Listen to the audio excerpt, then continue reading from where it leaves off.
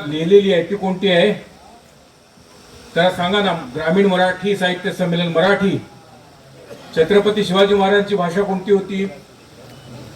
बोला ना. नक्की खात्री आहे का? हिंदी होती, अरबी होती, मराठी होती? मग मोठ्याने बोला ना. मराठी. छत्रपती शिवाजी महाराजांची भाषा होती मराठी. तुकाराम महाराजांची भाषा होती, ज्ञानेश्वर महाराजांची, त्याच्या आधी मुकुंदराजांची. किती मागे गेलो आपण.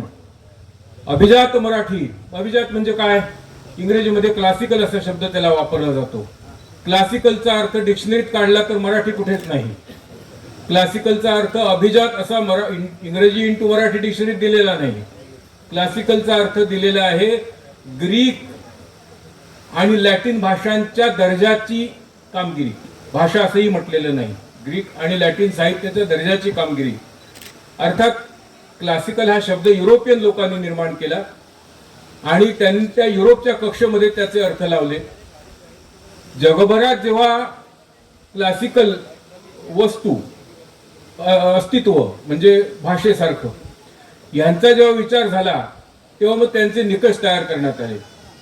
क्लासिकलचा मग अर्थ बदलला. आज आपल्या समोरची अभिजात मराठी आपली भाषा जी अभिजात झाली त्या दिवशी आम्ही जयघोष केला.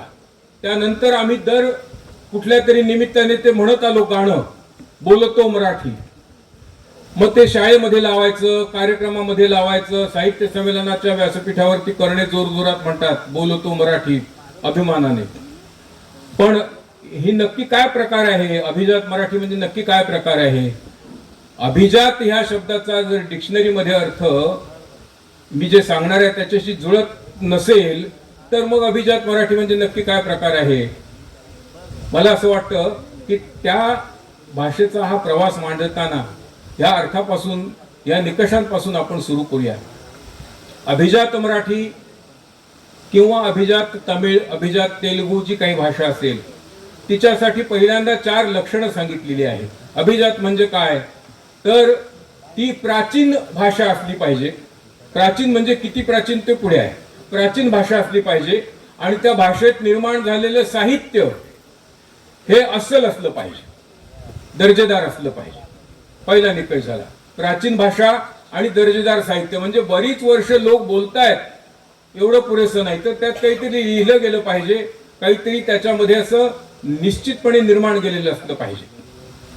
हा पहिला निकष झाला. दुसरा निकष, प्राचीन म्हणजे किती? 500 वर्षापूर्वीचा मनुष्य सुद्धा प्राचीन म्हणू शकतो आपण. मी तर घरी आमच्या गमतीने म्हणतो 2-5 वर्षापूर्वी, 7-8 वर्षापूर्वी एखादी वस्तू घेतली असेल तर मुलांना म्हणतो ती फार प्राचीन वस्तू आहे, मी बरीच 7-8-10 वर्ष जपून ठेवले. प्राचीन या शब्दाला मर्यादा आहे. प्राचीन म्हणजे भाषेच्या बाबतीत 1500 ते 2000 वर्ष इतका तो मागचा कालखंड आहे. तिसरा निकष आहे तो म्हणजे त्या भाषेमध्ये साहित्य निर्माण झालेलं असलं पाहिजे आणि ते भाषेचं साहित्य असलं पाहिजे. अन्य कुठच्या तरी भाषेतलं भाषांतरित साहित्य असता कामा नये. हा तिचा तिसरा निकष झाला. आणि चौथा महत्वाचा निकष म्हणजे असा, ती भाषा तेव्हापासून आतापर्यंत लोक बोलतायत त्यावेळची भाषा, त्यात काही फरक असू शकतील, त्या फरकांना परवानगी आहे. आणि आताची भाषा याच्यात कुठेतरी परस्पर असा संबंध असला पाहिजे. म्हणजे आपल्याला अस्सल मराठीत सांगायचं तर लिंक लागली पाहिजे. लिंक हा मराठी शब्द झालाय आता. आमच्या नवीन पिढीला लिंक जास्त चांगली समजते संबंधापेक्षा. तर हा संबंध असला पाहिजे. अशी ती अभिजात भाषा. मग ती कोणतीही भाषा असो, ही अभिजात भाषेचे हे निकष पूर्ण केले की नाही हा पहिला भाग आहे. आता मी 3 टप्प्यात हा विषय मांडण्याचा प्रयत्न करणार आहे. मला जो विषय दिला लाडसाहेबांनी तो छान, त्याचं शब्दांकन तुम्ही फार चांगलं केलं. अभिजात भाषेचा प्रवास, त्याच्यामुळे मला भरपूर वाव आहे बोलायला. हा प्रवास म्हणजे भाषा जाहीर झाली अभिजात तिथपर्यंत बोलू शकतो मी, किंवा त्याच्या पुढचाही टप्पा मांडू शकतो मी. त्या तुमच्या सवलतीचा लाभ घेईन आणि त्याच्या पुढचे 2 टप्पे सांगण्याचा प्रयत्न करीन. अभिजात भाषा निर्माण कशी झाली म्हणजे मानांकन कसं मिळालं हा एक भाग झाला. दुसरा, ती अभिजात भाषा झाल्यानंतरची आतापर्यंतची परिस्थिती आणि इथून पुढचा विचार, अशा 3 टप्प्यामध्ये ती मांडण्याचा माझा प्रयत्न आहे. अभिजात भाषा झाली पाहिजे याच्यासाठी जी धडपड झाली त्यात हे 4 निकष हा पहिला भाग होता. आता ते निकष पूर्ण झाले म्हणजे नक्की काय झालं ही प्राचीन भाषा आहे म्हणजे कशी भाषा आहे, तर पुष्कळ प्राचीन काळी ती बोलली जात होती. आता आपण 3 काही कालखंड पाहिले. शिवाजी महाराजांचा कालखंड, तुकाराम महाराजांचा कालखंड हा साधारण सारखाच आहे. 350 वर्षापूर्वीचा कालखंड आहे. त्याच्याही आधी 150-200 वर्ष आधी एकनाथांचा कालखंड होता. त्याच्या आधी ज्ञानेश्वरांचा होता. त्याच्या आधी मुकुंदराजांचा होता. आणि त्याच्याही आधी मौर्य साम्राज्याचा कालखंड जो होता, त्या मौर्य साम्राज्याच्या काळामध्ये सुद्धा महाराष्ट्री नावाने आजची मराठी काही वेगळ्या स्वरूपात प्रकट होत होती. संशोधकांची यादी बरीच आहे. ती एवढी सांगणं 40 मिनिटात मी बोलेन, कारण पुढचे कार्यक्रम आहेत. एवढी सगळी यादी सांगणं हे प्रस्तुत होणार नाही, त्याच्यासाठी वेळही लागेल. परंतु ज्या संशोधकांनी ह्या मराठीच्या अभिजातत्व सिद्ध करण्याकरता प्रयत्न केले, त्यांनी मागे मागे जाऊन असं पाहिलं की महाराष्ट्री नावाची जी भाषा होती, ती भाषा संस्कृत पासून निर्माण झाली नाही. ती स्वतंत्रपणे अस्तित्वात आली, विकसित होत गेली.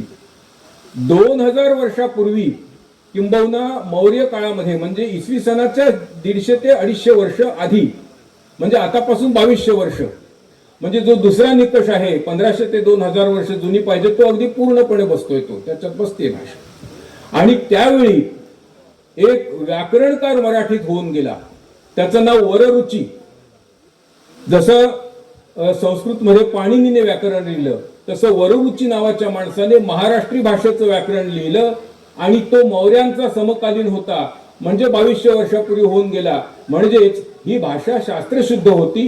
आणि ती त्या टप्प्याला येईपर्यंत, रातोरात काही सगळं सुधारत नाही, ती त्या टप्प्याला येईपर्यंत 2-3 हजार वर्ष आधी बोलली जात होती. आणि मग तिचं व्याकरण निर्माण करावं अशा टप्प्याला आली. म्हणजे ती त्यावेळेपासून तिचा एक विशिष्ट असा दर्जेदार असा प्रवास सुरू झाला, तो अभिजाततेचा प्रवास.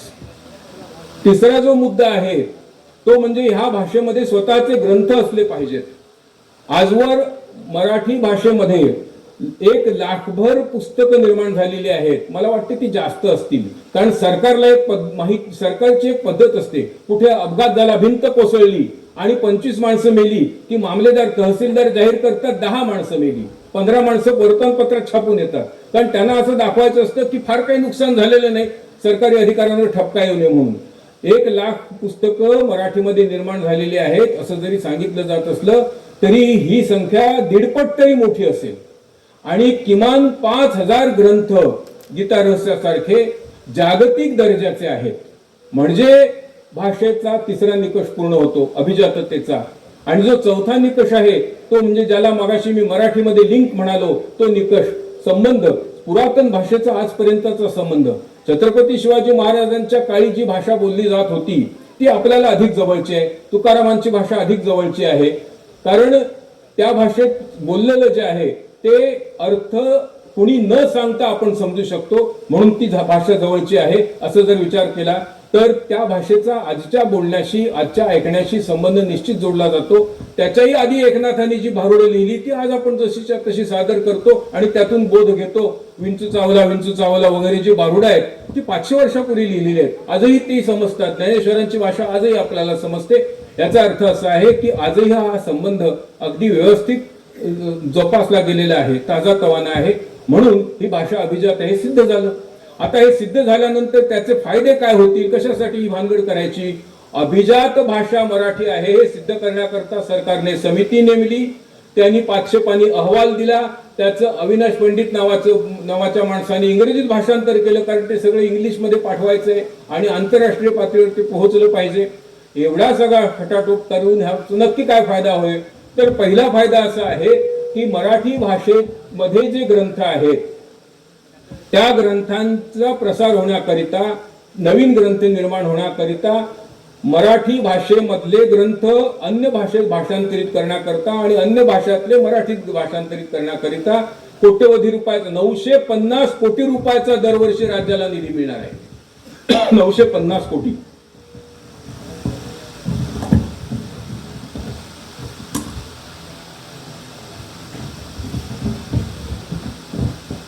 दुसरा त्याचा फायदा असा की विद्यार्थ्यांना संशोधनाकरता वाव मिळणार आहे. संशोधनाकरता काही विशिष्ट निधी त्यातला वापरला जाईल.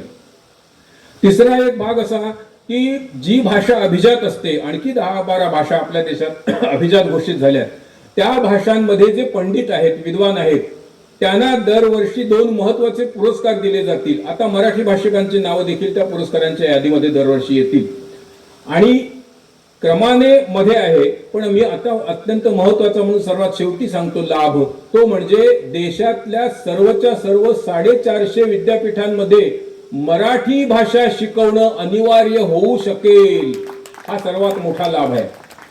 मला आनंद वाटतो सांगायला की जयपूरला अलीकडे एक सभा झाली, एक परिषद झाली आणि त्या परिषदेत राजस्थानातल्या समस्त राज्यांतर्गत समस्त विद्यापीठांनी मराठी भाषा विभाग सुरू कराव्याचा ठराव तत्वतः मंजूर झाला. तत्वतः झाला हे आनंदाचं आहे. पुढे मग येईल, कार्यान्वित होईल. आता ह्या प्रवासासाठी जी धडपड झाली मराठी माणसांची त्याच्याकडे वळूया. मुळात हे अभिजाततेचं जे काही फॅड आहे ते आलं कुठून, तर 2004 साली करुणानिधी म्हणजे तमिळनाडूच्या राजकारणातला मोठा मोहरा, त्यांनी मागणी केली तमिळ भाषा अभिजात म्हणून जाहीर करा. आणि त्यावेळेचं जे मनमोहन सिंगांचं सरकार होतं, लंगडं सरकार होतं, त्यांना पाठिंबा देण्यासाठी म्हणून त्यांनी एका अर्थी त्यांनी ब्लॅकमेल केलं की आमची भाषा घोषित करा, तुम्हाला पाठिंबा मिळेल. भाषा घोषित झाली आणि त्यानंतर मग हळूहळू देशभरामध्ये आणखी 2-3 भाषा घोषित झाल्या. उडिया भाषा जेव्हा अशा तऱ्हेची अभिजात जाहीर करावी अशी मागणी झाली, त्यानंतर ती मंजूर पण झाली आणि मग कोणीतरी न्यायालयात गेलं आणि म्हटलं की बाबा हे अभिजात वगैरे काही नाही. तो काही काळ खटला रंगला. पुढे अभिजाततेच्या दृष्टीने उडियाच्या बाजूने निकाल लागला. दरम्यानच्या काळात काही मराठी साहित्यिकांनी ही चर्चा सुरू केली की हे आपल्याला मिळायला पाहिजे. अभिजात मराठी भाषा तर खूप जुनी आहे आणि अभिजात आहे, नक्की मिळालं पाहिजे. त्याच्यामध्ये प्रमुख 2 होते साहित्यिक. त्याच्यामध्ये एक डॉक्टर प्राध्यापक रंगनाथ पाठारे आणि दुसरे होते हरी नरके, प्राध्यापक हरी नरके. या 2 माणसांनी त्यात पुढाकार घेतला. आता तो पुढाकार घेतल्यानंतर मग त्यांनी सरकारने समिती नेमली. त्या रंगनाथ पाठारे अध्यक्ष होते. त्यांच्या अध्यक्षतेखाली समितीने अहवाल तयार केला. मगाशी म्हटलं त्याप्रमाणे तो अहवाल पुढे कार्यान्वित झाला आणि दर्जा मिळाला. आता हा दर्जा मिळाल्यानंतर आमचे पत्रकार म्हणजे आमचे व्यवसाय बंधू कोणतर बाहेर गेले उठून, पत्रकार म्हटल्यावर आमचे सगळे व्यवसाय बंधू त्यांना घेरा घालून बसले, उभे राहिले. का बरोबर आहे ना बंधू? पत्रकार घेऱ्या घालतात एखाद्याला की काय गो आहे, लगेच तुमचं काय म्हणणं आहे, तुमचं काय म्हणणं आहे असे तिथं माईक सगळ्यांच्या समोर ठेवले. त्याच्यामध्ये भालचंद्र नेमाडे मिशेवाले ते होते, हिंदू लिहिणारे, त्यांचं ते ह्या सगळ्या असले ते उत्सवाला वगैरे ते जत्रा म्हणतात, असे सगळे होते त्याच्यामध्ये. आणि त्यांनी तुम्हाला काय वाटतं, तर ते भालचंद्र नेमाडे म्हणाले हे राजकीय भाग आहे. गणेश देवी तेही म्हणाले हा राजकीय भाग आहे सगळा. पण मित्रांनो, मला ह्याच्यामध्ये पुन्हा काही संदर्भ आणि संबंध जोडावेसे वाटतात. पहिल्यांदा ही जी तामिळनाडूची मागणी झाली 2004 साली, आम्ही तुम्हाला पाठिंबा देऊ, आमची भाषा घोषित करा म्हणून, त्याच्यामध्ये राजकारण नक्की असू शकेल, नाहीतर मनमोहन सिंगांचं सरकार उभं राहू शकलं नसतं. पण मराठी भाषा ही अभिजात निर्माण व्हावी, अभिजात जाहीर व्हावी, याच्यासाठी जो पहिला प्रयत्न झाला तो पृथ्वीराज चव्हाणांच्या काळामध्ये झालेला आहे. 2013 साली झालेला आहे. 2012 साली चर्चा सुरू झाली, लगेच त्यांनी पठारेंना नेमलं. आपण काही आमच्या वक्रदृष्टी फार आम्हाला पत्रकारांना त्या वाईट दिसत असेल तर आम्ही हायलाईट करतो ते, परंतु ह्याच्यामधली चांगली गोष्ट मला प्रकाशात आणावीशी वाटते. रंगनाथ पठारेंच्या अध्यक्षतेखाली समिती नेमली होती. कोणी? पृथ्वीराज चव्हाणांनी. त्यांचं सरकार पडल्यानंतर सरकार कोणाचं आलं? देवेंद्र फडणवीसांचं. तरी रंगनाथ पठारेच त्या समितीवर राहिले. त्याच्यानंतर आणखी मुख्यमंत्री झाले, ते पहाटेचं सरकार वगैरे सगळ्या भानगडी आपल्याला माहिती आहे. त्यानंतर मग उद्धव ठाकरेंचं सरकार आलं. उद्धव ठाकरेंचं सरकार येऊन गेल्यानंतर मग त्यांचं मोठा भगदाड पडलं आणि एकनाथ शिंदेचं सरकार आलं. त्याच्यानंतर पुन्हा फडणवीसांचं सरकार आलं. या सगळ्या व्यापामध्ये आणि राजकीय उलथापालथीमध्ये वेगवेगळे पक्ष आहेत. त्याच्यामध्ये रंगनाथ पठारेच समितीचे अध्यक्ष राहिले. आश्चर्याची गोष्ट आहे, जगाच्या पाठीवर, कदाचित महाराष्ट्राच्या पाठीवर कधीही घडली नाही अशी एकमेव गोष्ट माझ्या माहितीप्रमाणे, की रंगनाथ पठारे काँग्रेसने नेमलेला माणूस, त्याने जो अहवाल सादर केला तो वेगवेगळ्या पक्षात त्याच्यात कुठलीही ढवळाढवळ न करता काँग्रेसला संपवण्याचा घाट घालणाऱ्या माणसांनी मंजूर केला. असं कधीही घडलेलं नाही महाराष्ट्रामध्ये. कसलं राजकारण आलंय त्याच्यामध्ये? राजकारण असू शकतं कुठे? निवडणुकीच्या तोंडावर ही घोषणा झाली, तो राजकीय लाभाचा प्रयत्न आम्हाला म्हणायला हरकत नाही. मला सांगायला आनंद वाटतो की आमचे जिल्ह्याचे पालकमंत्री उदय सामंत त्यांनी सुद्धा अभिजात मराठीच्या जाहीरनाम्यासाठी काही प्रयत्न खूप केलेले आहेत. त्याच्यानंतर जे मराठी भाषा विभाग जो आपल्या मंत्रालयाचा आहे, मगाशी जी जयपूरची हकीकत सांगितली त्याच्यामध्ये आमचे मराठी भाषा विभागाचे सचिव महाराष्ट्राचे डॉक्टर कुलकर्णी आहेत, किरण कुलकर्णी आहेत. हे आपलं नशीब आहे की मराठी भाषा विभागाचे सचिव कुलकर्णी आहेत, म्हणजे मराठी आहेत. नाहीतर ते कोणी सिन्हा वगैरे हल्ली तशी नेमण्याची पद्धत आहे, ते नाहीये. म्हणजे अभिजात त्याला काही थोडा अर्थ आहे. कुलकर्णींचे प्रयत्न फार महत्वाचे आहेत. आणि मग ही अभिजात मराठी अस्तित्वात आली. आता अभिजात मराठी जेव्हा अस्तित्वात आली तेव्हा पंतप्रधान नरेंद्र मोदींनी भाषण केलं, हे जाहीर केलं मुंबईमध्ये, आणि 3 ऑक्टोबर 2024 रोजी. त्यावेळी त्यांचं जे भाषण आहे त्या भाषणामध्ये त्यांनी मराठीतल्या कित्येक साहित्यिकांची नावं घेतली. जंत्री, तुम्हाला माहिती आहे की नरेंद्र मोदी बोलायला उभे राहिले की पावणे 1 तास थांबत नाहीत, ते बराच वेळ बोलले. त्यांनी मोठी जंत्री मांडली. इथे मांडायचं कारण आहे शांता शेळके वगैरे सगळ्यांची नावं त्याच्यात. पण त्यानंतर ते एक महत्वाचं काही त्यांनी गोष्ट अशी सांगितली. ते असंही म्हणाले की पुष्कळ वर्षापूर्वी मला मराठी चांगलं बोलता येत होतं. आमच्या गुजरात मधल्या घरामध्ये शेजारी एक लहान कुटुंब होतं, त्याच्यात एक छोटी मुलगी होती, ती गप्पा मराठीत मारायची. आता माझा त्या मराठी भाषेशी संबंध तितकासा राहिला नाही, असंही त्यांनी प्रांजळपणे सांगितलं. राजकारण आपण जर म्हणत असू तर मला असं म्हणायला पाहिजे होतं, असं दिसायला पाहिजे होतं आपल्याला की मराठीच्या आधी गुजराती भाषेचा अभिजाततेचा दर्जा मंजूर व्हायला हवा. राजकारण नाही त्याच्यामध्ये. आपण राजकारण म्हणून त्याच्याकडे जर पाहिलं तर आपण अभिजाततेकडे खऱ्या अर्थाने कधीच जाऊ शकणार नाही असं मला वाटतं. मी काही कुठल्या पक्षाचा माणूस नाही. आणि असं असताना नरेंद्रजींनी जे सांगितलं मोदींनी, त्याच्यामध्ये त्यांनी एक सांगितलं की अमेरिकेमध्ये मी काही भारतीय कुटुंबांना भेटलो, त्यात एक तेलुगू कुटुंब होतं, त्यांच्याबरोबर मी एक दिवस राहिलो, जेवलो बिवलो, तर सगळी घरातली माणसं घरी आल्यानंतर तेलुगूत बोलतात. मराठी कुटुंबात राहिलो तिथे मात्र ते सगळे एकमेकाशी सुद्धा इंग्लिश बोलत होते.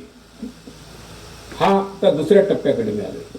मराठी भाषा अभिजात झाली, ठीक आहे, पण नक्की काय झाली अभिजात झाली हे बहुसंख्य लोकांना माहित नाही. अभिजात झाली म्हणून मगाशी म्हटलं त्याच्याप्रमाणे बोलतो मराठी, जाणतो मराठी म्हणून आपण मग शाळेतली किती चांगली गाणारी मुलं असतील त्यांना शिक्षक गोळा करतात, की त्यांच्या आवाजात ते गाणं म्हणतात वगैरे वगैरे. महाराष्ट्राचं गाणं म्हटलं जातं. परंतु हे सगळं होत असताना आत्ताची अवस्था काय आहे? एकीकडे सरकार अभिजात मराठी भाषा घोषित करतंय आणि दुसरीकडे मराठी शाळा बंद केल्या जात आहेत. मराठी शाळांमध्ये शिक्षक नाहीत, मराठी शाळांमध्ये मुलं नाहीत. मगाशी कुणीतरी 165 पर्यंत खाली आलेला आकडा पटसंख्येचा सांगितला.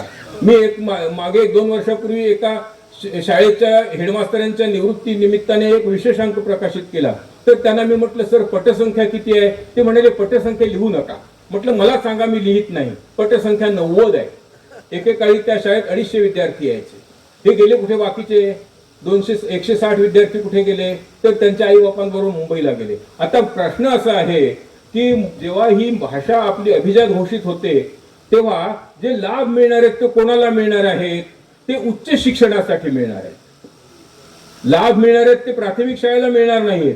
950 कोटी रुपये आहेत ते संशोधनासाठी वगैरे वापरले जाणार आहेत. पहिली अंकलिपी हा शब्द गेल्या कित्येक वर्षांमधून दुकानातून गायब झालाय. लहानपणी आम्ही अंकलिपी बघून आई शिकलो. आता अंकलिपी नाही म्हणत, त्याला काय वेगळंच काय नाव आहे. आता ही अंकलिपी सारखं प्राथमिक पुस्तक जर गायब झालं असेल तर मग मुलांना ती मराठी पुढे कशी नेता येणार? उच्च शिक्षणासाठी जर काही शिष्यवृत्ती मिळणार असेल तर ती शिष्यवृत्ती कोणाला मिळणार? जो उठला तो मुलाला जर आपल्या इंग्लिश शाळेत घालत असेल तर शिष्यवृत्तीपर्यंत जाणार कोण? बरं, IT म्हणजे इन्फॉर्मेशन टेक्नॉलॉजी जर आपल्याला सुरू करायची असेल तर पहिला बळी द्यावा लागतो, तो मराठीचा द्यावा लागतो. तो दुसरा कुठला विषय तुम्हाला नाही मिळाला, मराठीचा बळी द्यायचा. तिथे मग हिंदीचा बळी द्या, इंग्लिशचा बळी द्या, काय हरकत आहे? 10वी पर्यंत शिकलेत ना मुलं इंग्लिश, त्याच्या जोरावर IT करतील. नाही, इंग्लिश कसं हवं? इंग्लिश पाहिजे. English is must, Marathi is must नाही. म्हणजे ही अस्तित्वात असली तरी देखील ह्यातला महत्वाचा मुद्दा असा आहे की मराठीची गरज वाटत नाही. आमच्या शेजारी एक लहानसं कुटुंब राहत होतं. त्यांची छोटुकली मुलगी होती, 2-2.5 वर्षाची, नुकती बोलायला लागलेली. मग तिच्या आईने तिच्यासाठी चित्रांची पुस्तकं आणली आणि त्याच्यामध्ये ती चिमणी दाखवायची, स्पॅरो, घोडा दाखवायची, हॉर्स, कुत्रा दाखवायची, डॉग. म्हटलं की त्याला ती चिमणी दाखव, त्याला घोडा म्हणू दे. नाही नाही काका, त्याला ते शाळेत गेल्यानंतर कठीण जात नाही. आम्ही मराठी माध्यमातून शिकलो. मी इंग्रजीतून, ओरिजिनल इंग्रजीतून पुस्तक लिहितो, भाषांतर करतो, मराठीतून इंग्रजीत, इंग्रजीतून मराठीत. हांदे साहेबांनी माझ्याकडे एक मजकूर पाठवला होता, आठवत असेल, 1, 2, 4 पाने मजकूर होता. ते म्हणाले मला हे इंग्रजीचं मराठी करून हवंय. ते म्हणाले आमच्याकडे एक तरुण मुलगा आहे, त्याला मी काम करायला दिलं, त्याने जे काय IT का कशाच्या तुमच्या AIच्या जोरावर केलं ते भयानक काहीतरी झालं, अर्थच लागेना. ते म्हणजे आहे ना वाव मराठीला. मराठी बोलणारी हजारो माणसं आहेत. तुम्ही मुलांना शाळेत शिकवलं, इंग्लिश माध्यमातून शिकवलं आणि तो बाजारात त्याला पाठवलं, तर तो पंक्तीने मागितला तरी भाजीवाली काय देईल हो त्याला. मोदींनी त्या भाषणात असं म्हटलं की सर्वोच्च न्यायालयाला मी विनंती केली की तुम्ही हे सगळी कागदपत्र आहेत ती त्या भाषांमध्ये भाषांतरित करा, कारण तुम्ही दिलेला जो न्याय निर्णय असेल तो निर्णय खेडेगावातला गरीब मनुष्य जो कमी शिकलेला आहे, अशिक्षित आहे, त्याला इंग्रजीतला निर्णय कसा समजणार. म्हणजे ही जी गरज आहे ती अभिजाततेच्या दृष्टिकोनातून मराठी बाबत आम्ही लक्षात घेतोय का, ही परिस्थिती आहे. म्हणजे तो एक मुद्दा त्यातला महत्वाचा विचारात घेतला पाहिजे की मराठी भाषा ही आपल्याला टिकवली पाहिजे, शाळा टिकल्या पाहिजे. भाषा टिकायची शाळा टिकल्या पाहिजे. उच्च शिक्षणासाठी शिष्यवृत्ती मिळवायची असेल तर तिथपर्यंत मराठी घेतलेले विद्यार्थी पोहोचले पाहिजेत. आहेत आपल्या ह्या संमेलनाच्या कार्यक्षेत्रामध्ये अशी पुष्कळ शिक्षक मंडळी आहेत, चांगले विद्यार्थी आहेत. इथे बोलले विद्यार्थी एकही इंग्रजी शब्द त्या विद्यार्थ्यांनी उच्चारला नाही, आनंद वाटला. आता त्याच्या पुढचा टप्पा जो आहे तो भविष्यातला टप्पा आहे. मग उद्या काय परिस्थिती असेल, आज जर ही परिस्थिती आहे, उद्या काय परिस्थिती असेल. इंग्रजी माध्यमांच्या शाळांचं पीक उदंड आलेलं आहे, मराठी शाळांची घसरण होते, शाळा बंद होत आहेत, शिक्षक नेमले जात नाहीत. ज्या माणसाने ह्या अभिजात मराठीवर एक उत्कृष्ट लेख लिहिला त्याच माणसाने असं लिहिलं की माझ्या विदर्भामध्ये जवळजवळ 1500 शिक्षक घरी बसवलेले आहेत आणि त्या ठिकाणी कंत्राटी शिक्षक नेमलेले आहेत. मग कंत्राटी शिक्षक कसं काम करणार आनंदाने. एका बाजूला एक शिक्षक 75,000 रुपये पगार घेतोय आणि तो काही न करता मोटरसायकलवर टांग भरून फिरतो, सकाळी शाळेत सही केली की दिवसभर फिरत असतो आणि जे कोणी शाळा तपासणीस येतात त्यांना खुश करतो आणि महिन्याकाठी 75,000 रुपये त्याच्या खात्यावर जमा होतात. आणि मग ती शाळा सांभाळण्याचं काम 7,500 रुपयावर सही करून 3,500 रुपये खिशात टाकणारा एखादा अडलेला मुलगा करतो. कशी भाषा टिकेल आणि कशी अभिजात होईल. अभिजात भाषा आता जर अभिजात भाषा सुरू झाली जाहीर, त्याला आता 1.5 वर्ष झालं, तेव्हापासून असं चित्र दिसलं का हो की मराठीतल्या ज्या मालिका आहेत त्याच्यामध्ये मराठी हळूहळू मराठी जास्त शब्दांचं प्रमाण नाही. एक क्रियापद मराठी असतं, बाकी सगळे इंग्रजी शब्द असतात. सगळ्या त्यांच्या पद्धती इंग्रजी पद्धतीने. वाढदिवस साजरा करायचा, ओवाळत नाही, वाढदिवसाला केक कापायचा, बघ त्याच्यावर मेणबत्त्या लावायच्या, त्या फुंकून टाकायच्या. आम्ही म्हणतो मनुष्याचं आयुष्य उदंड वाढलं, फुंकल्यानंतर आयुष्य कसं वाढणार. ह्या सगळ्या जर रीतिरिवाजांचा विचार केला, चांगल्या ज्या गोष्टी आहेत त्या परकीय लोकांकडून घ्यायला हरकत नाही, पण आपण मराठी भाषा म्हटलं तर संस्कृतीचं ते अभिव्यक्तीचं माध्यम आहे. संस्कृती आपल्या समोर नेणारं माध्यम आहे. माझ्याकडे आता एका मित्राने मला भाषांतरासाठी एक पुस्तक दिलं, त्यात मराठीमध्ये लिहिलेलं पुस्तक आहे आणि लोकांची मागणी आहे ते इंग्रजीत यायला पाहिजे, कारण नव्या पिढीला इंग्रजी येतं. आता ते पुस्तक आहे कोकणातल्या माणसांच्या, त्या पुस्तकाचं नावच आहे ती माणसं गेली कुठे, इक्बाल मुकादमांचं. ती माणसं गेली कुठे, कोकणातली माणसं, तुमच्या आमच्यासारखी माणसं ज्यांच्याबरोबर माझं लहानपण मी घालवलं. तर त्याच इलाख्यातला माणूस असल्यामुळे त्यांनी सांगितलं मसूरकर हे तुम्ही करा. आता मी ते करायला लागलो. भाषांतर करताना अनंत अडचणी, व्याकरणाच्या अडचणी येणार नाहीत, भाषेच्या अडचणी येणार, शब्दांच्या अडचणी येणार नाहीत. पण मला एक सांगा, त्याच्यात त्यांनी असं लिहिलेलं आहे, आंबे आपल्याकडे थोड्या दिवसांनी आंब्याचा सीझन सुरू होईल, रायवळ आंबे आता नामशेष होत चाललेत, पण आमच्या लहानपणी रायवळ आंबा, पाडीचा आंबा घ्यायचा आणि तो चुलीत भाजायचा.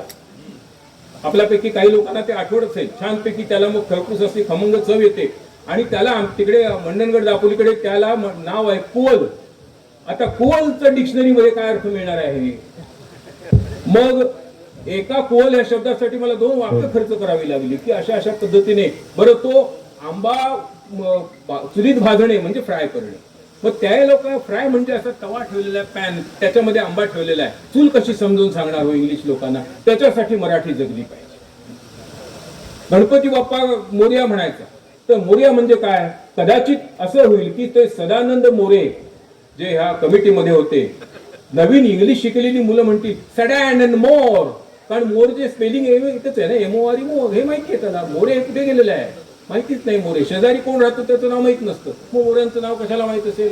माझ्या अगदी जवळच्या नात्यातल्या एका मुलाने आम्हाला लग्न पत्रिका का वास्तुशांतीची पत्रिका पाठवली. त्याच्या कॉलनीचं नाव होतं औदुंबर कॉलनी आणि ते मराठीत होती पत्रिका. तर त्याने लिहिलं त्याच्यावर औडुंबर, औडुंबर असं मराठीत लिहिलं. मी त्याला फोन केला, म्हटलं छान अभिनंदन तुझं, पण हा पत्ता लिहिलाय, औडुंबर काय प्रकार आहे? काका आमच्या कॉलनीचं नाव आहे. म्हटलं अरे औडुंबर, औदुंबर असेल. नाही नाही, तो स्पेलिंग आहे, स्पेलिंग मला वाचून दाखवलं त्याने, AUDU वर. म्हटले अरे, म्हटलं औदुंबर, तुझे वडील, तुझे आजोबा हे देवभक्त होते, 25-30 देव मांडून पूजा करायचे रोज, आणि त्यांच्याकडे दत्तबित्त सगळ्यांच्या प्रतिमा होत्या. तुमच्या देवाऱ्यात दत्ताची प्रतिमा आहे. औदुंबर हा शब्द तू कधी ऐकला नाहीस? काय हे मराठी माणसाची एक दुर्लक्षणी वृत्ती अशी आहे. त्याचे उदाहरण सांगतो. आमच्याकडे लहानपणी मुंबईला जे चाकरमाने जातात त्यातल्या एका माणसाने आपल्या पत्नीला मुंबईला राहायला नेलं. त्याला तिकडे झोपडपट्टीत खोली मिळाली, त्याने तिकडे मुंबईला राहायला नेलं. एक 2-4 महिन्यांनी गावाकडचा एक मनुष्य एवढी मोटली घेऊन गेला, नाचण्याची मोटली. मोटली हा आमचा अस्सल शब्द आहे कोकणातला. घेऊन गेला आणि त्यांचं ते घर शोधून काढलं आणि ती मुलगी होती सूनबाई, तिच्याकडे गेलं. हे बाय तुला काय भेट दिलेली आहे? तर तिने ते फडकं उघडलं. काय आणला? फडकं उघडलं. काय कैसेची ही फला? नाचणी बघितली नव्हती तिने, परंतु आम्ही सुधारलो, आता आम्ही असला बोलत नाही. ही एक दुर्लक्षणी वृत्ती जर मराठी माणसाने सोडली नाही तर अभिजात मराठीची जात अभिमराठी होईल, उलटी जाईल, मागे जाईल. तिसरा टप्पा जो आहे तो ह्यापेक्षाही महत्वाचा आहे की हे कसं टिकणार आहे. कदाचित अशी परिस्थिती येईल. काय होतं, हल्ली आपले जे शब्द आहेत ते कमी होत चाललेले आहेत, खूप कमी होत चाललेले आहेत. ज्याला व्होकॅब्युलरी असे इंग्रजीमध्ये म्हणतात, शब्द भांडार, हे कमी होत चाललेलं आहे. हा, मला पेन भेटला, मग पेन वाटेत पडला होता, तो मला भेटला. पेन भेटत नाही, पेन मिळतं, सापडतं. हरवलेली वस्तू सापडते, पगार हातात मिळतो आणि माणूस भेटतो. हा भेद लक्षात राहिलेला नाही. साडी सुद्धा हल्ली घातली जाते. मग अशी त्या मुलीने साडी घातली म्हणून सांगितलं, साडी घालायची त्या आईला. साडी नेसली जाते ना. आम्ही साडी अजूनपर्यंत, माझ्या आईने साडी घातली नाही कधी. साडी नेसायची, माझी पत्नी साडी नेसते, पण आता नवीन जनरेशन साडी घालायला लागलेली आहे. ती पायात घालायची का? छत्री भेटली, कशी भेटली छत्री? अशी कडकडून भेटली का? नाही. हा भेद आम्ही मुलांना सांगितला पाहिजे. शिक्षकच जर असं म्हणत असतील भेटलं तर काय मुलं म्हणणार, करणार आहेत? मग वाक्य कसं होईल अभिजात मराठीचं?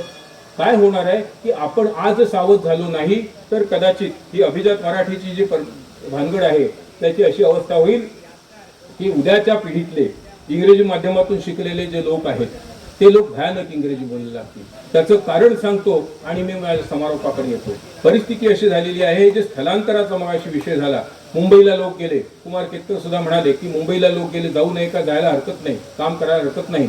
तिकडून इथे अमर खामकरांसारखे येणारे आहेत थोडे लोक, पण तिकडे गेल्यानंतर आमच्या मुलांना आम्ही इंग्रजी माध्यमाच्या शाळेत घालतो. आमचं शिक्षण जेमतेम मराठी झालेलं आहे. घरी त्यांना इंग्रजी शिकवता येत नाही. शाळेचा आग्रह असतो. माझ्या पुतणीकडे मी गेलो होतो मध्यंतरी 1 महिन्यापूर्वी, आणि ती सांगत होती की समोर एक कुटुंब आहे, ते तिकडचं मल्याळम का कुठलं कुटुंब आहे, केरळीयन कुटुंब आहे. तर ती माणसं घरी सगळी मल्याळम बोलतात.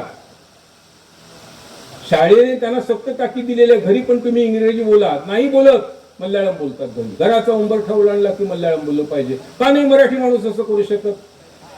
मी समोर बसलेलो असेल लोकलमध्ये तर माझाच मराठी भाऊबंद मला म्हणतो, हा भाई आपको किधर जाना है?